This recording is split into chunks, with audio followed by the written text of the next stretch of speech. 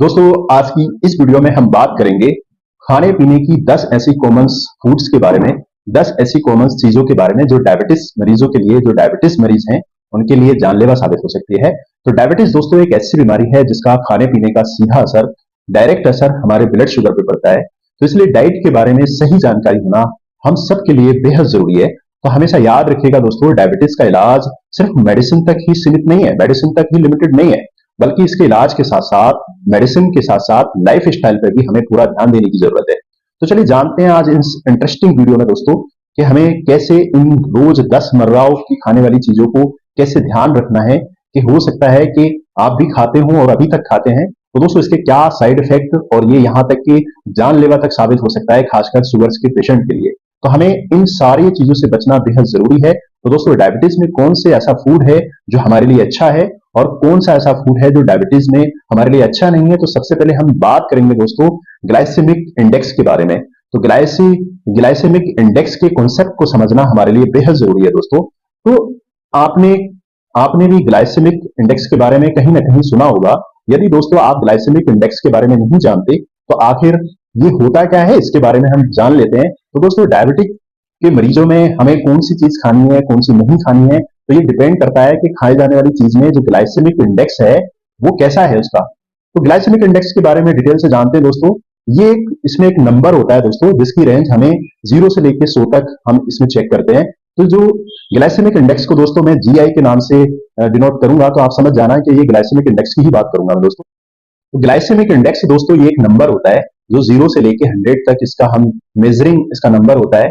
तो अगर किसी ब्लड के अंदर जो खाना खाते हैं दोस्तों, अगर जो हम खाने पीने की चीजें खाते हैं उसका अगर जीआई ग्लाइसेमिक इंडेक्स अगर 54 या 54 से कम है तो वो हमारे लिए सेफ है। अगर उससे ज्यादा है तो दोस्तों उस ग्लाइसेमिक इंडेक्स की वजह से ही हमारे ब्लड शुगर को उतना ही फास्ट बढ़ेगा जितना उसका ज्यादा नंबर होगा दोस्तों।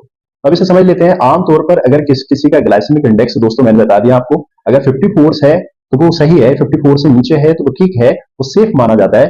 जितना कम जीआई होगा यानी कि ग्लाइसेमिक इंडेक्स होगा वो ब्लड शुगर भी उतना ही कम होगा और डायबिटीज के लिए सेफ होगा दोस्तों। अगर ये ग्लाइसेमिक इंडेक्स किसी फूड का ज्यादा रहेगा, 54 से अबव है, तो वो ऐसे में वो हमारे लिए सेफ नहीं है।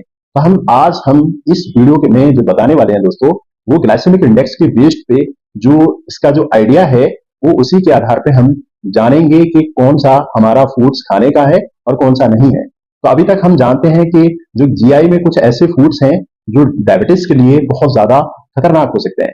यदि ये खाए जाएं तो बहुत ही तेजी से ब्लड शुगर बढ़ेगा और ये हमारे लिए जानलेवा भी साबित हो सकता है। तो हम जानेंगे दोस्तों कौन से ऐसे फूड्स हैं जो ग्लाइसेमिक इंडेक्स को बढ़े हुए होते हैं और जिसकी वजह से ब्लड शुगर फास्ट बढ़ता है हमारी बॉडी के अंदर। तो सबसे पहले हम बात करेंगे दोस्तों जो बहुत ही कॉमन खाए जाने वाली चीज है, मैदा।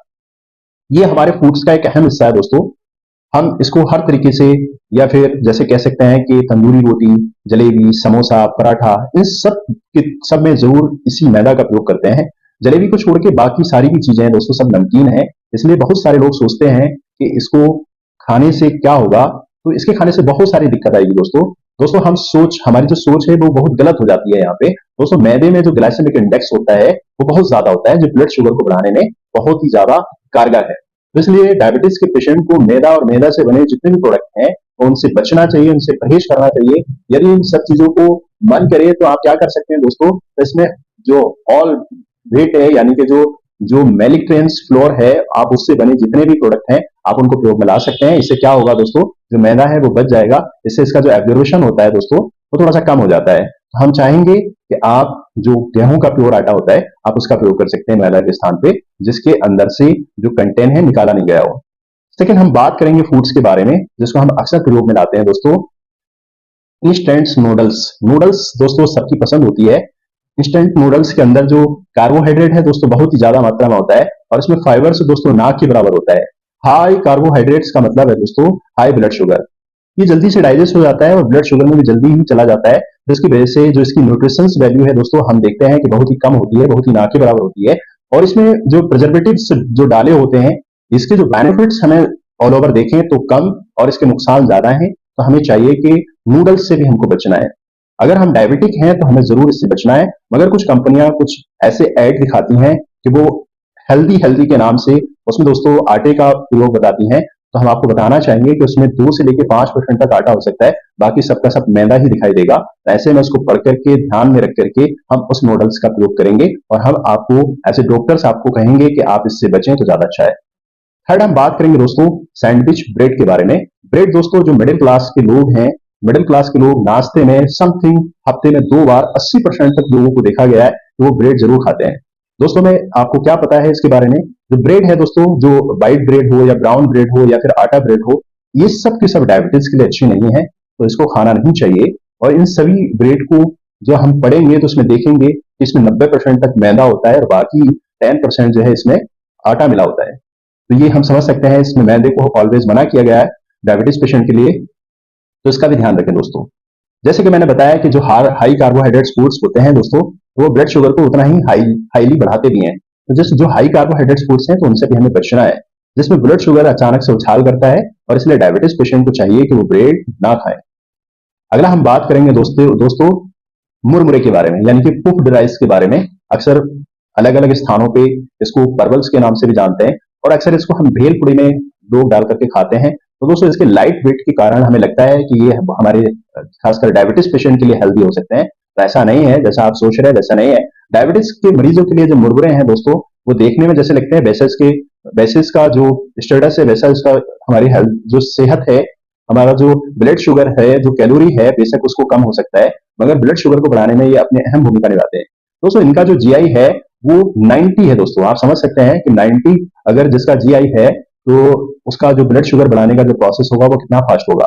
जैसे कि मैंने आपको बताया दोस्तों 54 से नीचे वाला सेफ है और इसका तो 90 हो गया। तो हम यहाँ समझ सकते हैं कि जो मुरमुरे हैं इन्हें भी हमें डायबिटीज पेशेंटों से बचना चाहिए। अगला हम बात करेंगे दोस्तों पटाटो। पटाटो का अगर जीआई की बात करें दोस्तों, तो पटाटो का जीआई 80 होता है, काफी ज्यादा है। सब्जियों में समोसा या फिर पराठा या फिर आलू में भरकर इसका प्रयोग करते हैं, तो हमें इससे बचना चाहिए।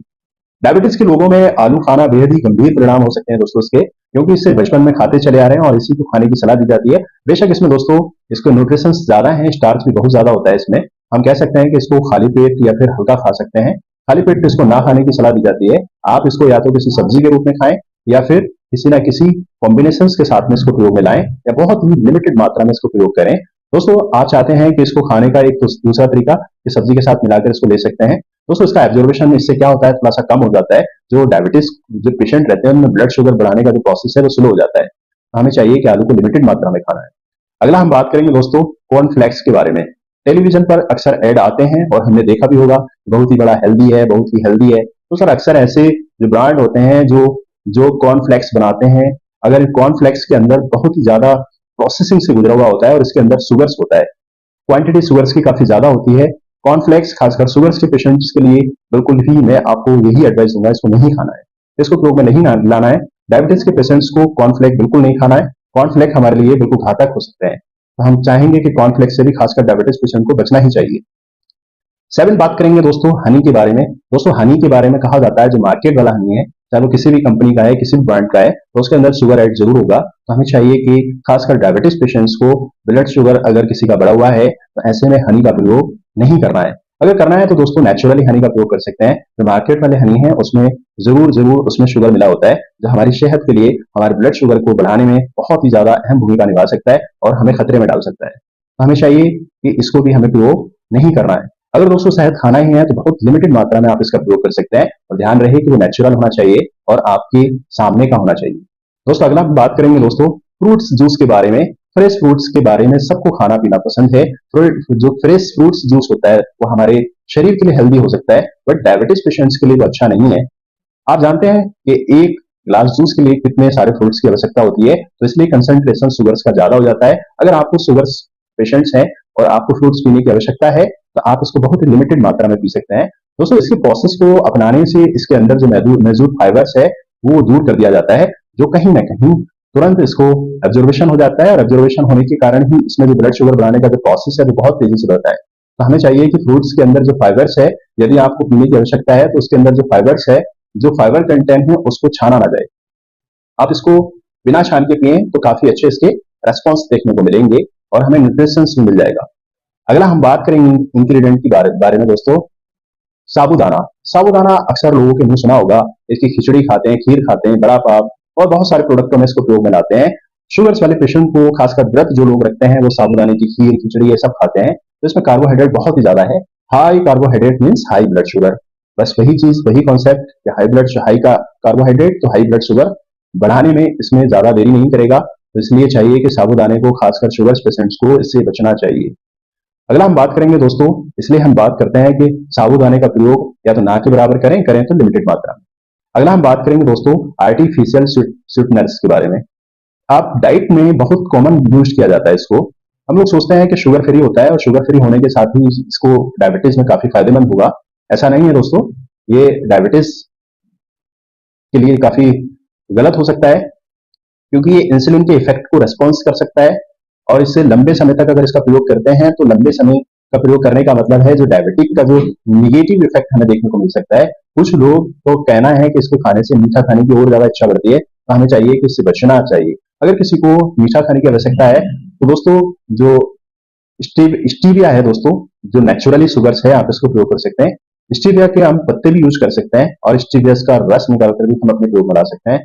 तो आपने जाना कि इन 10 महत्वपूर्ण चीजों को जो हम डेली लगातार खाते चले आए और उसके बारे में हमको इन्फॉर्मेशन ना होने के कारण दोस्तों हम बहुत सारी अपनी भूल की वजह से शुगर्स को मेंटेन नहीं कर पा रहे हैं। हमें चाहिए कि इन 10 कॉमन जो फूड्स मैंने आज वीडियो के माध्यम से आपको बताए, आप इनको जरूर जरूर अवॉइड करिएगा।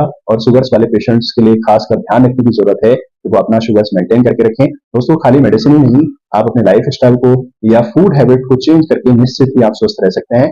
शुगर्स दोस्तों कोई कोई हवा नहीं है। शुगर्स दोस्तों एक बैलेंस करने का, एक हमें नेचर बैलेंस करने का हमें तौर तरीके आनी चाहिए। हम इसको बैलेंस कर सकते हैं, बड़े आसानी से बैलेंस कर सकते हैं। बस इसमें ध्यान इन्हीं बातों का रखना है कि हमें अपने खान पान से लेकर अपने लाइफ स्टाइल को एकदम बैलेंस करके रखना है। यदि किसी व्यक्ति का शुगर्स बहुत ज्यादा बढ़ा हुआ है दोस्तों, तो उसको तुरंत चाहिए कि वो डॉक्टर से संपर्क करे और आप इस कॉमन फूड्स को जरूर अवॉइड करें। उम्मीद करते हैं दोस्तों जानकारी पसंद आए तो लाइक कीजिएगा, हमारे चैनल को सब्सक्राइब कीजिएगा और दोस्तों के साथ शेयर कीजिएगा।